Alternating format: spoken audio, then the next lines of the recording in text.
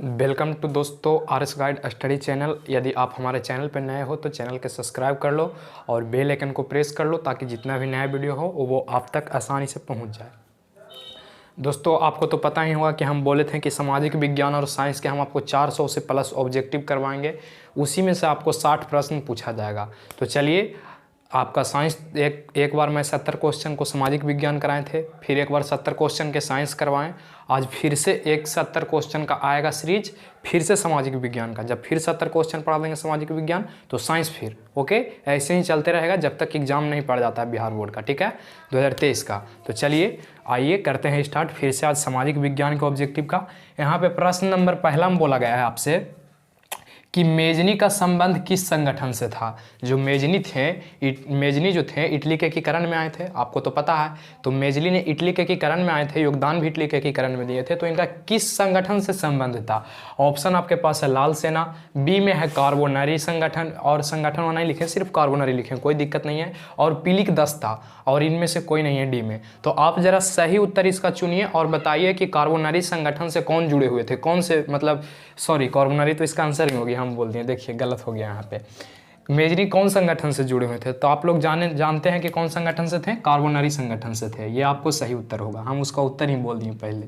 लीजिए, एक तो आप ऐसे ही बना दिए हैं कि नहीं। रूस में, नेक्स्ट क्वेश्चन में बढ़ते हैं। कहा गया कि रूस में जार का अर्थ क्या होता है? जैसे इंडिया में प्रधानमंत्री का मतलब आप क्या समझते हैं, बहुत बड़ा पावर ही हुआ। तो उसी प्रकार से रूस में जार का मतलब क्या होता है? तो जार का मतलब क्या होता है, आपके पास ऑप्शन दिया गया है, मंत्री, बी में रूस का सम्राट, सी में दोनों, और डी में इनमें से कोई नहीं। तो आपका इसका सही उत्तर क्या होना चाहिए? क्या लगता है आपको कि इसका सही उत्तर कौन सा होगा? जरा चुनिए और बताइए तो कि इसका सही उत्तर कौन हो सकता है। तो इसका सही उत्तर भाई जी होगा रूस का सम्राट। क्या होगा? रूस का सम्राट होगा, ठीक है। उसके बाद देखिए नेक्स्ट क्वेश्चन में बढ़ते हैं। कहा गया भारत में खिलाफत आंदोलन शुरुआत कब हुआ? भारत में खिलाफत आंदोलन का शुरुआत कब हुआ? आपके पास ऑप्शन दिया गया है 1920 ईस्वी, 1925 ईस्वी, 1928 ईस्वी, 1950 ईस्वी। कौन से ईस्वी में भारत में खिलाफत आंदोलन का शुरुआत हुआ? आप जरा सोचिए और कमेंट बॉक्स में इसका आंसर सही तरीका से दीजिए और देखिए, अपने आप को निखारिए कि हाँ हम कितना नंबर ला रहे हैं, ठीक है। यदि लड़ना, आपको मंजिल प्राप्त करना है तो अपने हौसलों में बुलंदी रखिए, और कुछ पाना है तो अपने माइंड को फ्रेश रखिए, थोड़ा फ्रेश कीजिए माइंड, क्या थोड़ा पढ़िए, ठीक है ना।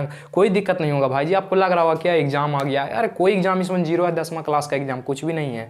तो आप लोग देखिए, पढ़िए आराम से, ऑब्जेक्टिव का सही उत्तर दीजिए और करिए कितना सही कर रहे हैं, ठीक है। देखते हैं कि 6 प्रश्न यहाँ पे अभी है, 6 में कौन सही करता है कितना, जो यहाँ पे हम देखते हैं 6 में कौन कितना सही करता है वो कमेंट बॉक्स में लिखेगा। चलो देखो, यहाँ पे कहा गया भारत में खिलाफत आंदोलन का शुरुआत कब हुआ? ऑप्शन आपके पास क्या क्या दिए, 1920, 1925, 1928 और 1950। आपका सही उत्तर यहाँ पे क्या हो जाएगा? तो सही उत्तर 1920 ईस्वी हो जाएगा। कौन देश के समर्थन में शुरू किया गया था भाई जी? तो तुर्की देश के समर्थन में शुरू किया गया था। ये भी याद रखिएगा कि खिलाफत आंदोलन जो था तुर्की देश के सहयोग में ये किया गया था, ठीक है। तुर्की के राजा के लिए किया गया था, यहाँ के इंडिया के मुस्लिम लोग किए थे, जिसमें महात्मा गांधी भी सपोर्ट किए थे, ठीक है। तो खिलाफत आंदोलन कहाँ किसके सपोर्ट में हुआ था? तुर्की देश के सपोर्ट में हुआ था। नेक्स्ट क्वेश्चन में बढ़िए। कहा प्राचीन काल में किस स्थल मार्ग से एशिया और यूरोप में व्यापार होता था? ये क्वेश्चन ना जाने कितना बार पूछा गया है, इसको एकदम माइंड में सेटअप कर लीजिए। देखिए क्या क्वेश्चन बोला कि प्राचीन काल में, यानी अभी नहीं, प्राचीन काल में, ठीक है। तब यानी हमने के दादों के दादा जौन समय थे उस समय में। तो प्राचीन काल में स्थल मार्ग से एशिया और यूरोप के कौन सा मार्ग से होता था? मतलब स्थल के द्वारा व्यापार किस मार्ग से होता था? आपके पास ऑप्शन दिया गया है जूट मार्ग, बी में जल मार्ग, सी में रेशम मार्ग और डी में हवाई मार्ग। तो हवाई मार्ग को घड़ी तो उतना सुविधा था नहीं, तो इसका सही उत्तर क्या हो जाएगा? रेशम मार्ग से होता था। इसका सही उत्तर आपको याद रखना है कि प्राचीन काल में एशिया और यूरोप में जो व्यापार होता था रेशम मार्ग से होता था। यहाँ तक आप लोग क्लियर हैं? बढ़िए, नेक्स्ट क्वेश्चन ने कहा कि 1917 ईस्वी में पहला जूट मिल कहाँ स्थापित हुआ?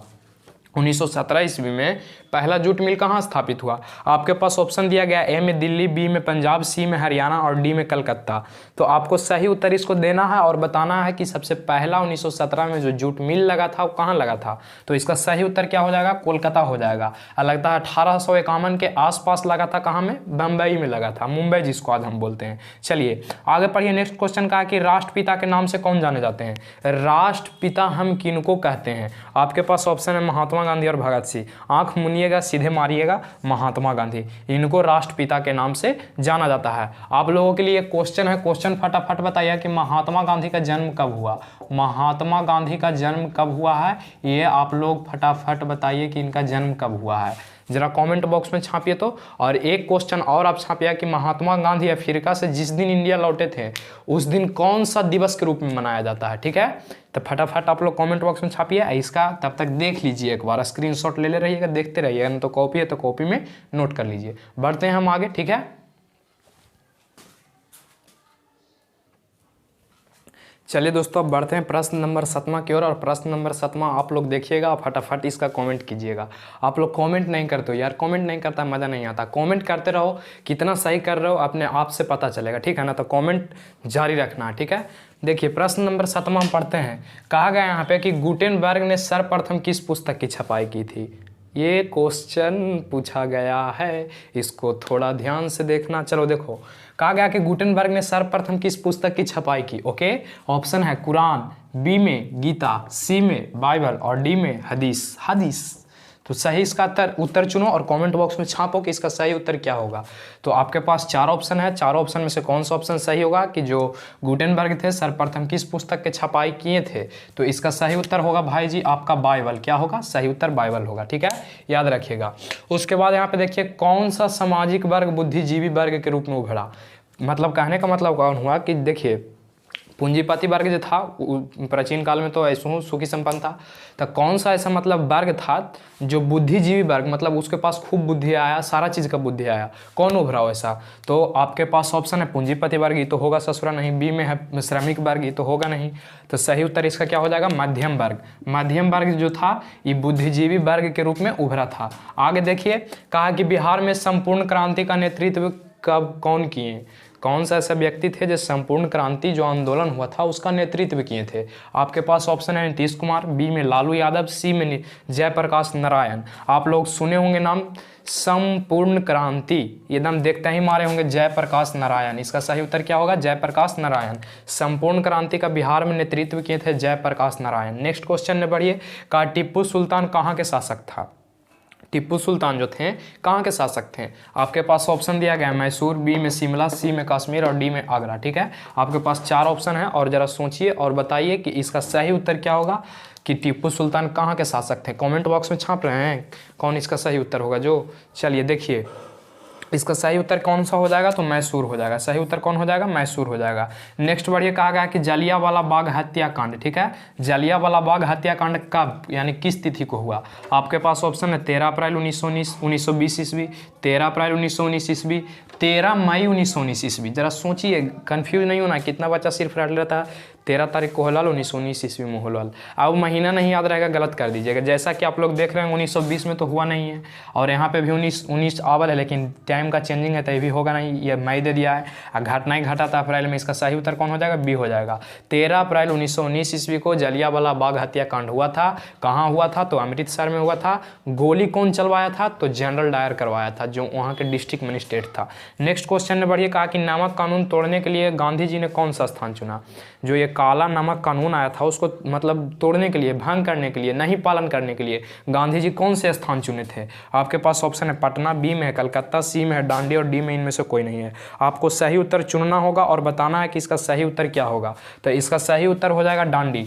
दांडी ये सबसे पहले 1930 ईस्वी में भाई जी इसको ही चुने थे, ठीक है, कि यहीं से हम नमक कानून को क्या करेंगे, तोड़ेंगे। तो आशा करते होंगे कि 12 प्रश्न आप समझ गए होंगे। बढ़ते हैं नेक्स्ट क्वेश्चन में, तब तक इसका एक स्क्रीनशॉट आप लोग कर लीजिए।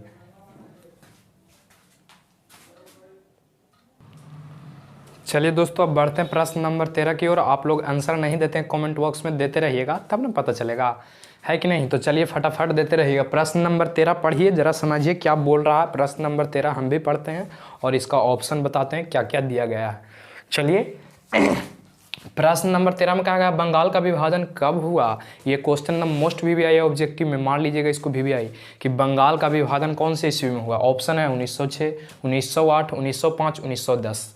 इसका सही उत्तर आप लोग करिए तो कि क्या होगा। इसका सही उत्तर क्या होगा, बंगाल विभाजन कौन सा ईस्वी में हुआ था। तो बंगाल विभाजन 1905 ईस्वी में हुआ था, ठीक है, आपको याद रखना। का कार्ल मार्क्स जो थे उनका पुस्तक का नाम क्या है? ए में है युद्ध, बी में शांति, सी में दास कैपिटल और डी में इनमें से कोई नहीं। ये भी बहुत वीवीआई प्रश्न है कि कार्ल मार्क्स का पुस्तक का नाम क्या है, तो दास कैपिटल है। ठीक है। अब गुटेनबर्ग सबसे पहली बार पुस्तक के कौन चीज़ के छपाई किए थे, तो बाइबल के छपाई किए थे। ठीक है। और कार्ल मार्क्स किसका किए थे, तो दास कैपिटल। इसका अन्य नाम है कम्युनिस्ट मैनिफेस्टो। इसका अन्य नाम क्या है, कम्युनिस्ट मैनिफेस्टो, याद रखिएगा। उसके बाद बढ़िए कि जर्मनी का एकीकरण का प्रमुख वास्तुकार कौन है? जर्मनी के एकीकरण में कौन सा मतलब है, जो कौन से ऐसे व्यक्ति हैं जो मतलब सहायता किए थे? आपके पास ऑप्शन है मेजनी। मेजनी तो इटली के एकीकरण में आए थे जी। गैरीबाल्डी, ये भी इटली के एकीकरण में आए थे। तो इसका सही उत्तर कौन हो जाएगा? बिस्मार्क जो थे जर्मनी के एकीकरण में योगदान दिए थे। नेक्स्ट बढ़िए कहा कि इटली और जर्मनी का एकीकरण के विरुद्ध कौन था? विरुद्ध के मतलब हुआ उसका साथ ना देना, या मतलब कर ही नहीं देना। जो काम करना चाहता है दोनों देश उसको नहीं करने देना। ठीक है। जैसे यहाँ पे ऑप्शन दिया गया ए में रूस, रूस तो होगा नहीं जी। अमेरिका, अमेरिका इसमें तो आएगा नहीं। अफ्रीका, ये भी नहीं आएगा। आएगा कौन? ऑस्ट्रेलिया। इसका सही उत्तर क्या हो जाएगा? ऑस्ट्रेलिया जो था कि ये इटली और जर्मनी के एकीकरण के विरुद्ध था। तो दोस्तों आज भर के लिए बस 16 प्रश्न ही, मिलते हैं कल। देखिए ज़्यादा प्रश्न करा देंगे तो आपको फिर समझ में नहीं आएगा। 16 को कराएं, 16 एकदम मुँह पे रखिए। डेली इसी प्रकार से 20-16 प्रश्न आपको मिलते रहेगा। ठीक है।